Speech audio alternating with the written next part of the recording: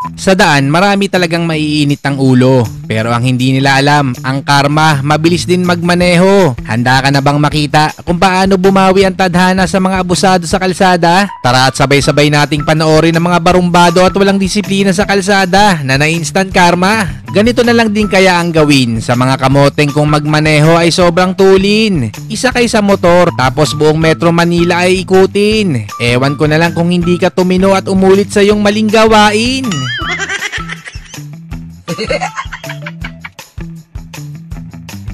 Nauna kasi ang yabang ni pare. Nakarma ka tuloy, kotse mo biglang umabante.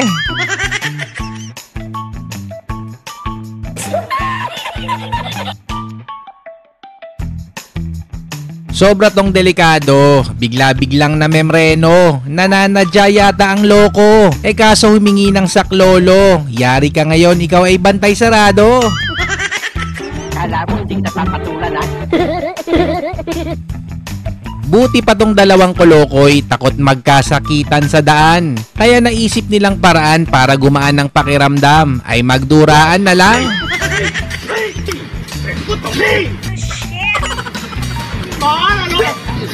Sa kabutiang palad, nagkasundo naman ang dalawa bandang huli. Parehas na kasi silang nangangamoy kilikili.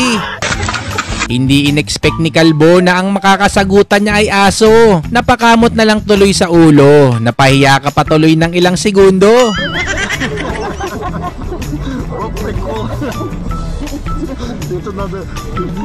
Si kuya, pasaway talaga. Nakipagmataya-taya pa sa kanila. Pulis tuloy laylay na ang dila. Imbis na magpakumbaba, himas ka tuloy ng selda.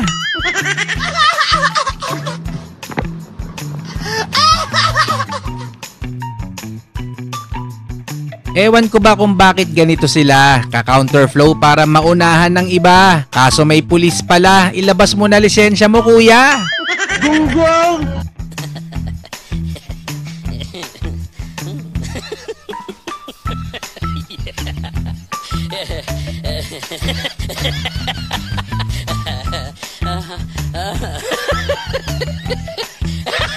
Sobrang tapang kasi masyado ni tropa. Hindi niya inakala, pulis pala ang kanyang nakabangga. Atulin at takbo, kabado naman pala ang loko. Imported version ng Kamote Rider. Sumampa ba naman sa gutter? Patay tayo dyan brother. Pagdating sa dulo, meron palang police enforcer. Akin na lisensya mo, sabi ni sir. Sino yung pulbusin ko dibdib nyo?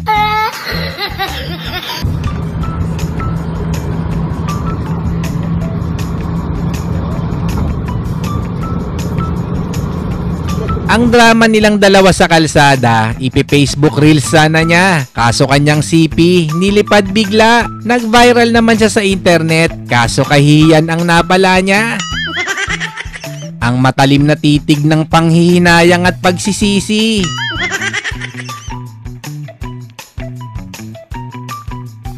Matagal na tong pinagdedebatian ng mga tito. Dapat bang pwedeng tumayo sa parking slot para i-reserve? O kaya mas maganda first come first serve? Ano sa tingin mo? Comment mo naman dyan sa ating comment section. Syempre, baka nakalimutan nyo na. Ang pasimuno ng lahat ng kamote sa Pinas. Walang iba kundi si Oscar nga. Siya na nga yung mali. Nagtapang-tapangan pa kunwari. Nang makita ang driver, biglang nawala ang pagka-hyper. Buti na lang talaga to the rescue ang kanyang mother. Kung hindi, baka naiuntog ka na sa pader. Pag sinapukit sa bunganga, ngipin mo dessert mo.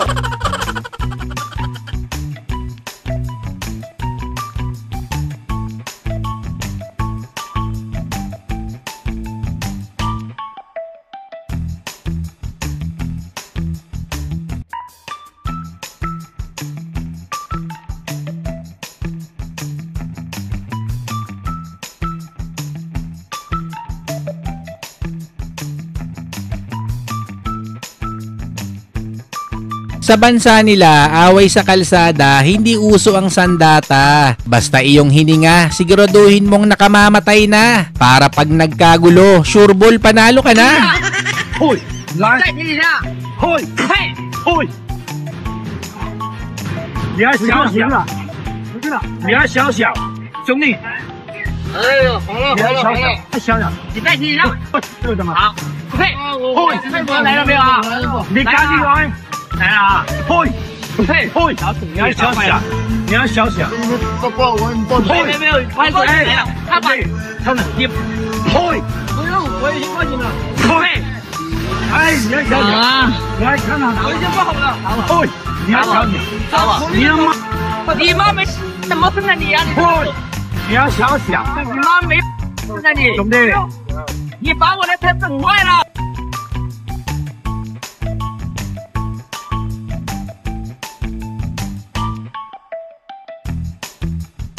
Kung gaano kabilis uminit ang ulo ni tropa sa kalsada, ganun din siya kabilis manakbo kapag naagrabyado na. Kapag gulo pag ito inaatyo ka mo, nasa pakikitsa mo ka.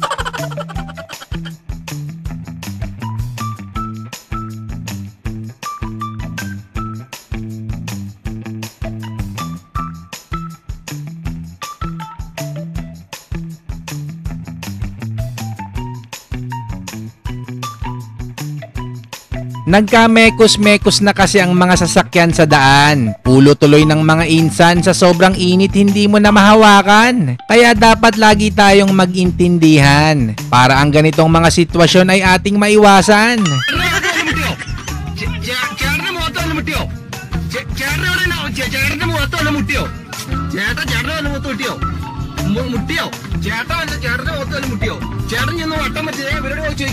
ഇവര് വട്ടം വെച്ചിട്ട് നിങ്ങൾ എന്നെ കാണിക്കണേ പിന്നെ പോലീസുകാർ കാണിക്കും ചുമ്മാ വട്ടം വെക്കണേ എന്താ കോട്ടയ്ക്ക് ചേട്ടന്റെ ഭാഗത്ത് വല്ല മുട്ടിയോ നീ പോളായി നീ പോളായി പിന്നെ നീ പോളാ വണ്ടി മാറ്റാൻ നോക്കുന്നു എന്നാ പോലീസ് വരട്ടെ police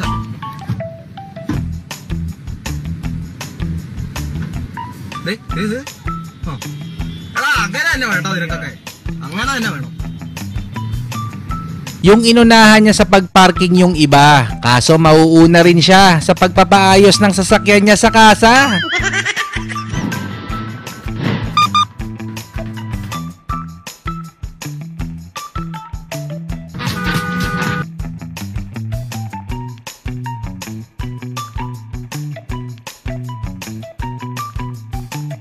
Ito kasing si kuya, bigla na lang gumigit na sa kalsada kahit scooter lang ang dala niya. Ayan tuloy, abala na, napagastos ka pa bigla.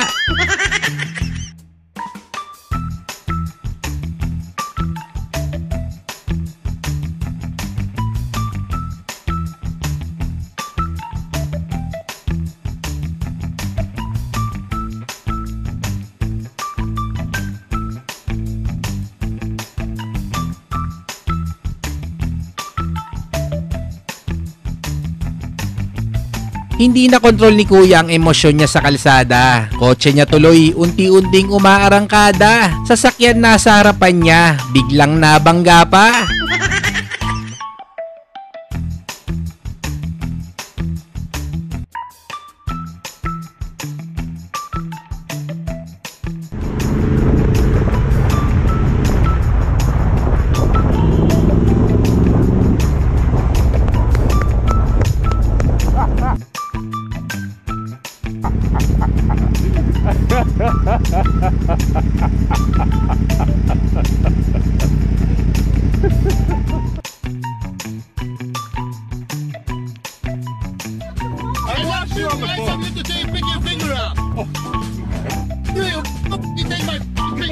Ang tapang kanina ni kuya, nung tumayo na yung kasagutan niya, isang higante pala.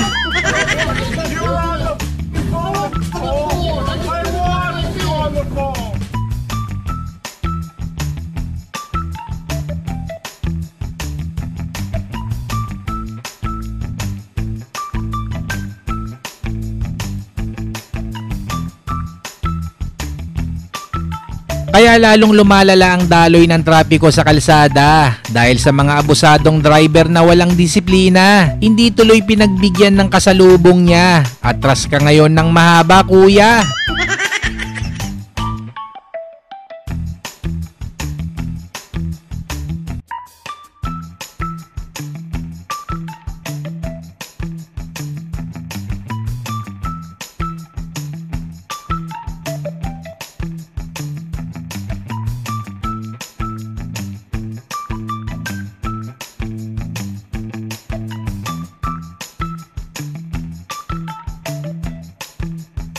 Buti mabilis umaksyon ng karma. Enforcer agad niyang pinadala. Gastos ka ngayon ng malala.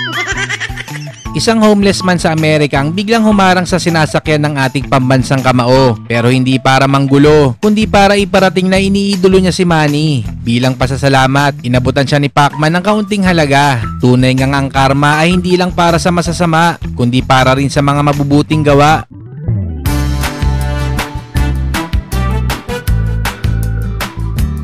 Salamat ulit sa inyong panonood. Kung na-enjoy mo ang bidyong to, baka naman pwedeng makahingi ng isang like at subscribe. Kita-kits tayo ulit sa next video.